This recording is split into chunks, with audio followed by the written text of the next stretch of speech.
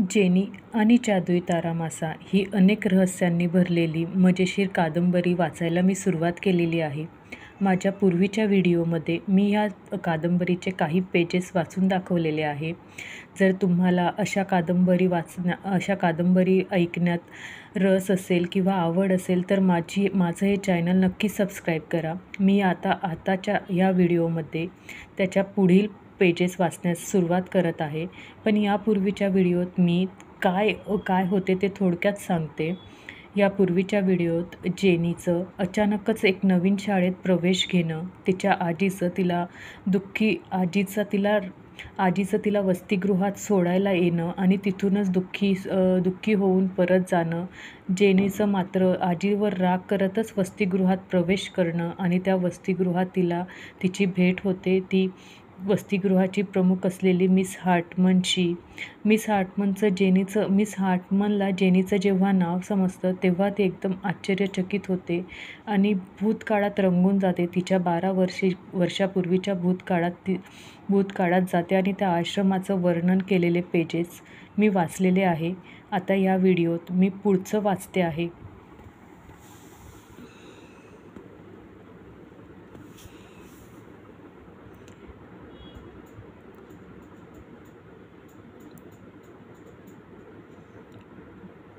आश्रमाचे head गुरु म्हणजे master Leo marker नेहमी पांढरा शुभ्र जगा घालत, तर शिक्षकांव्यतिरिक्त आश्रमातील इतर कर्मचाऱ्यांसाठी हिरवा जगा असा गणवेश होता. लिओ मार्कर सर्व निवड झालेल्या मुलींना उद्देशून पुढे बोलू लागले. सर्वांनी शिस्तीचं पालन केलंच पाहिजे, कारण शिस्त असेल तिथेच प्रगती दिसेल.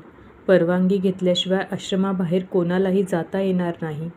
रात्री 8 वाजेनंतर आश्रमाचं मुख्य प्रवेशद्वार बंद होईल. त्यानंतर कोणालाही आश्रमाबाहेर जाण्याची परवानगी दिली जाणार नाही. असे अजून बरेच नियम मास्टर लिओ मार्कर एक करून सांगत होते. सर्व निवड झालेले मुलं-मुली अतिशय गंभीरपणे ऐकत होते. पण त्या 30 मुलांपैकी एक मुलगा, उंच, कुरळे छोटे केस, देखणा, गोरा रंग असलेला, साधेसे कपडे घातलेला, तो मुलगा मास्टर लिओ मार्कर काय सांगत आहे हे न ऐकता इकडे तिकडे काय चालू आहे, तो हॉल कसा आहे, बाहेरील दरवाजाच्या बाहेर काय चाललं आहे ते बघण्यात व्यस्त होता. त्याला मास्टर लिओ मार्कर काय बोलत आहे याच्याशी काहीच घेणं नव्हतं. तो आश्रमातील इतर हालचाली बघण्यात व्यस्त होता. ती व्यक्ती होती जेनीचे वडील स्टीव्हन्सन. त्याच्या मागे उभी असलेली, लांब काळेशार मोकळे सोडलेले केस, उंच, सुंदर, तिने घातलेला पांढरा शर्ट व काळा गुडघ्यापर्यंतचा स्कर्ट तिला शोभत होता. ती मात्र स्टीव्हन्सनच्या सततच्या हालचालींमुळे, त्याच्या सततच्या इकडं तिकडे बघण्यामुळे मास्टर लिओ मार्करच्या बोलण्याकडे लक्ष देऊ शकत नव्हती. ती एक शिस्तप्रिय व्यक्ती वाटत होती. स्टीव्हन्सनच्या असं वेडेवाकडे वागणे तिला अजिबात आवडलेलं दिसत नव्हतं. ती होती जसू आताची मिस हार्टमन. ती मनातच विचार करत होती, काय वेडा आहे हा मुलगा. इथे एका भल्या मोठ्या आश्रमाचे हेड प्रधान विद्यार्थ्यांना आश्रमाच्या नियमांची ओळख करून देत आहेत आणि हा असं दिसतंय त्याला काही रसच नाही ह्या गोष्टीत. याची निवड झालीच तरी कशी, असा ती विचार करत होती की तेवढ्यात तिच्या बाजूला उभा असलेला एक मुलगा, उंचसा, मानेपर्यंत लांब केस असलेला, गोरा, बारीक डोळे, मजबूत शरीरयष्टीचा, निळ्या रंगाचं शर्ट, तेही काळ्या पॅन्टमध्ये व्यवस्थित इन केलेलं, त्याच्या कपड्यांवरून त्याच्या व्यवस्थितपणाची, शिस्तीची ओळख होत होती. त्याने स्टीव्हन्सनच्या खांद्यावर हात ठेवला व त्याच्या स्वतःच्या हाताच्या बोटांनी स्टीव्हन्सनचा खांदा दाबून थोड्या रागातच स्टीव्हन्सनला म्हणाला, तुझ्या सततच्या अशा हालचालीने आम्ही मास्टरकडे लक्ष देऊ शकत नाही. कृपया तू शांत उभा राहून मास्टरचं बोलणं ऐकशील का. तसं त्याच्या बोलण्याचं स्टीव्हन्सनला थोडंही वाईट वाटलं नाही. उलट चेहऱ्यावर स्मित हास्य आणत स्टीव्हन्सनने त्या व्यक्तीची माफी मागितली व तो आता शांत उभा राहून मास्टरचं बोलणं ऐकू लागला. पण किती वेळ तो एकाच ठिकाणी असा शांत उभं राहू शकणार होता हे त्याला माहीत नव्हतं. कारण शांत राहणं हे त्याच्या चंचल स्वभावाच्या स्टीव्हन्सनमध्ये नव्हतंच. ती व्यक्ती जिने स्टीव्हन्सनला शांत राहण्यासाठी सांगितलं ती व्यक्ती होती शिस्तप्रिय, हुशार हॅमी. हॅमीची व जसूची म्हणजे आताची मिस हार्टमनची नजरानजर झाली. तसे दोघांचे हृदय धडधडले, जसं ते दोघं एकमेकांना ओळखत असावेत. पण तेवढ्यात मास्टर लिओ मार्कर बोलू लागले होते. आता तुम्ही आश्रमात दिलेल्या आपापल्या खोलीत जा.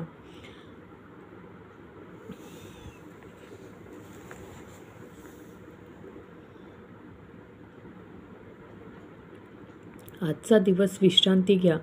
उद्यापासून ठीक सकाळी 7 वाजता प्रार्थनेच्या घंटेपासून तुमचा दिवस सुरू होईल. असं म्हणून झाल्यावर मास्टर लिओ मार्कर तेथून निघून गेले. ते सर्व 30 विद्यार्थी प्रार्थना हॉलमधून बाहेर पडून आपापल्या खोलीकडे जाऊ लागले. दुपारचा 1 वाजत आला होता. जसा घड्याळात 1 वाजला तसा प्रार्थना हॉलच्या भिंतीवर जे भलं मोठं घड्याळ होतं त्याच्यात जोराने 1चा टोल पडला. तो आवाज ऐकून प्रार्थना हॉलमधून बाहेर पडणाऱ्या त्या 30 विद्यार्थ्यात असलेला एक मुलगा, थोडासा लठ्ठ, कमी उंचीचा, गुबरे गाल, त्या गुबरे गालात त्याचं नाकच दिसत नव्हतं, डोळे बारीक, रंग गोरा, काळे छोटे केस असलेला एडविन जोराने घाबरला, दचकला व कानाला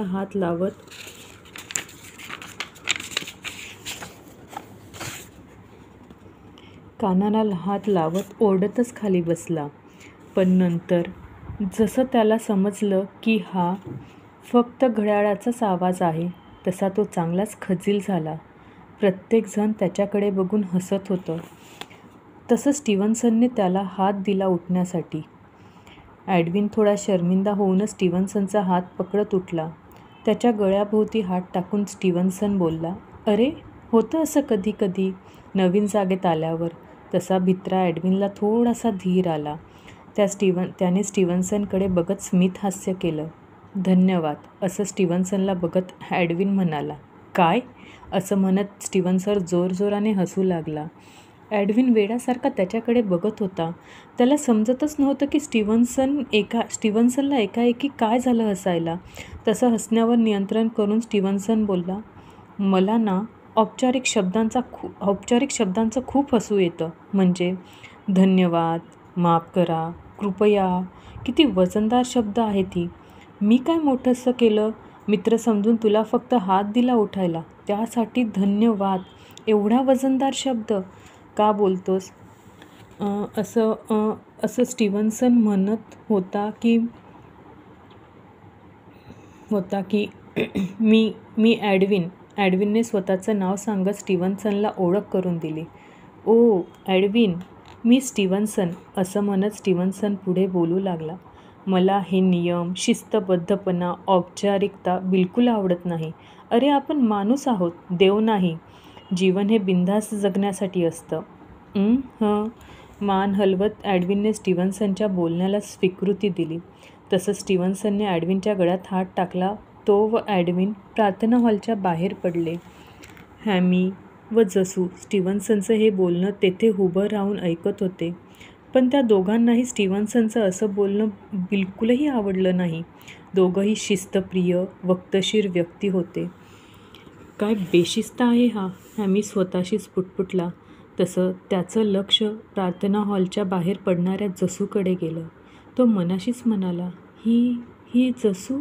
व पटकन चालत जाऊन त्याने थोडंसं खोकत तिचं लक्ष स्वतःकडे वेधलं. जसूची व हॅमीची नजरानजर झाली. तसं जसूचं व हॅमीचं दोघांचं हृदय जोरजोराने धडधडू लागलं. हॅलो जसू, स्वतःत बळ एकवटून हॅमी जसूला म्हणाला. तसं जसू अधिकच गोंधळली. मगाशीच धडधडणारं तिचं हृदय आता अधिकच जोरजोरात धडधडू लागलं. एका हाताने गळ्यात असलेली चैनीशी खेळत उगाचच आपली बेचैनी लपवण्याचा प्रयत्न करू लागली. खरं तर हॅमी व जसू एकमेकांना लहानपणापासून ओळखत होते. दोघेही, जसू व हॅमी, आश्रम ज्या गावात होता स्मार्क मध्येच राहत होते. जसूची आई जसू लहान असतानाच वारली होती. तिच्या वडिलांनीच तिला वाढवलं होतं. तिच्या वडिलांकडे गावातच थोडी शेती होती. तीच शेती करून आश्रमासाठी लागणारा भाजीपाला पुरवण्याचं काम ते करायचे. तेव्हा जसूही त्यांच्यासोबत लहानपणापासूनच आश्रमात येत असे. हॅमीचेही वडील आश्रमासाठी कपडे पुरवायचे. तोही त्यांच्यासोबत आश्रमात येत असे. तेव्हा आपापल्या वडिलांसोबत असणारे छोटे हॅमी व जसूची नजरभेट होत. छोटीशी, लांब मोकळे केस सोडलेली, अंगात छानसा फ्रॉक व स्वेटर घातलेली जसू तिच्या वडिलांच्या पाठीमागे उभी राहून तिच्याच वयाच्या, किंचितसे वाढलेले केस, त्यामुळे झाकलं गेलेलं मोठं कपाळ, गोरा, उंच, लांब बाह्यांचं स्वेटर व लांब पॅन्ट घातलेल्या हॅमीकडे बघायची. हॅमीही शांतपणे उभा राहून तिच्याकडे बघून स्मित हास्य करायचा. नंतर तर त्यांची शाळासुद्धा एकच झाली. पण तेव्हाही ते काहीही न बोलता नुसतेच एकमेकांकडे बघत स्मित हास्य करायचे. हॅमीची आई तो लहान असतानाच त्याला व त्याच्या वडिलांना सोडून निघून गेली होती. तेव्हापासून त्याला त्याच्या वडिलांनी खूप प्रेमाने वाढवलं होतं. पण तरीही त्याला त्याच्या आईची कमतरता भासेस. म्हणून की काय, तो वयाच्या मानाने अधिकच समजदार, आत्मकेंद्री, शांत बनला होता. शालेय जीवनातही तो एकदम हुशार, शांत, शिस्तप्रिय म्हणून ओळखला जाई. जसूही तशीच होती, शांत, शिस्तप्रिय, हुशार. शाळेतही ते जेव्हा भेटत तेव्हा नुसतं एकमेकांकडे बघत स्मित हास्य करत व पुढे निघून जात. पण आज हॅमी सर्व बळ एकवटून जसूजवळ जात तिला हॅलो म्हणाला होता. जसूला काय बोलू काही सुचत नव्हतं. दोघांचेही वडील वारल्यानंतर 3-4 वर्ष एकाकी राहिलेल्या त्या दोघांना एकमेकांचा आधार वाटला. जसूने हॅमीला कडकडून आलिंगन दिलं व ती जोरजोराने रडू लागली. जणू ती 4 वर्षापूर्वी वारलेल्या तिच्या वडिलांनंतर आतापर्यंत धरून दाबून ठेवलेल्या अश्रूंना, दुःखाला वाट करून देत होती. हॅमीची ही परिस्थिती त्याहून वेगळी नव्हती. 2 वर्षापूर्वी त्याचेही वडील वारल्यानंतर तो अधिकच एकाकी झाला होता.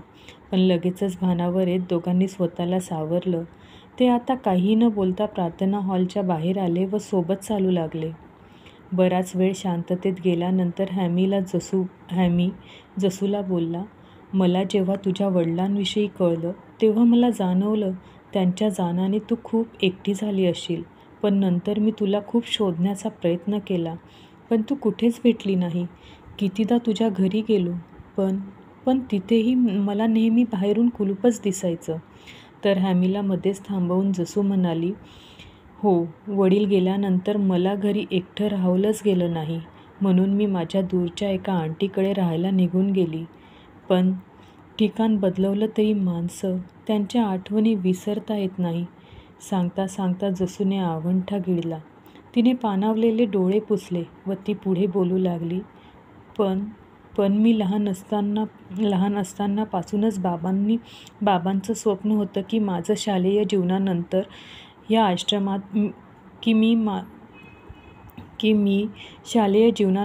आश्रमात शिकावं. म्हणून मी विद्यालयीन शिक्षण संपवून इथे रसायनशास्त्र शिकण्यासाठी परत आली. तसं हॅमीने जोरात श्वास सोडला व जसूकडे बघत तो म्हणाला, मला तर वाटलं होतं की आता आपण कधीच भेटणार नाही. तुझे बाबा म्हणजे ते अजूनही इथे आश्रमाला कपडे पुरवण्याचं काम करतात का? जसूने हॅमीला विचारलं. तसं हॅमीने दुःखी स्वरात म्हटलं, ते वारलेत 2 वर्षापूर्वी. ते ऐकून जसूलाही दुःख झालं. तिला त्याचाही एकाकीपणा जाणवला. पण पुढे हिमतीने हॅमी म्हणाला, पण मी एक मोठं शास्त्रज्ञ व्हावं असं त्यांचं स्वप्न मी पूर्ण करणार. म्हणूनच मी आश्रमात आलो भौतिकशास्त्र शिकायला. ते आता चालत चालत बरेच पुढेच आले होते. जसूची खोली येताच हॅमी तिला म्हणाला, स्वतःला एकटं समजू नको जसू. जसूने स्मित हास्य केलं, मानेनेच होकार दिला व ती खोलीकडे जाऊ लागली. तिला आज नवीन बळ भेटलं होतं. तिच्या एकाकी आयुष्याला हॅमीची साथ भेटली होती. हॅमीची ही परिस्थिती याहून वेगळी नव्हती. आई त्याला व त्याच्या वडिलांना सोडून गेल्यापासून प्रथमच तो मनापासून आनंदी झाला होता. त्याला आता मागचं सर्व दुःख विसरून भरभरून जगावंसं वाटत होतं. मी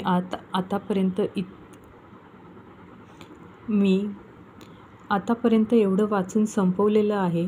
जर तुम्हाला पुढील भाग ऐकायचा असेल तर माझं हे चॅनल नक्की सबस्क्राईब करा आणि जेनी, स्टीव्हन्सन, जसू म्हणजे आताची हार्टमन, हॅमी यांच्या जीवनात पुढे काय झालं हे नक्की ऐकून घ्या. आश्रमात त्यांच्यासोबत काय काय घडलं ते जाणून घ्यायचं असेल तर माझा पुढील व्हिडिओ नक्की ऐका.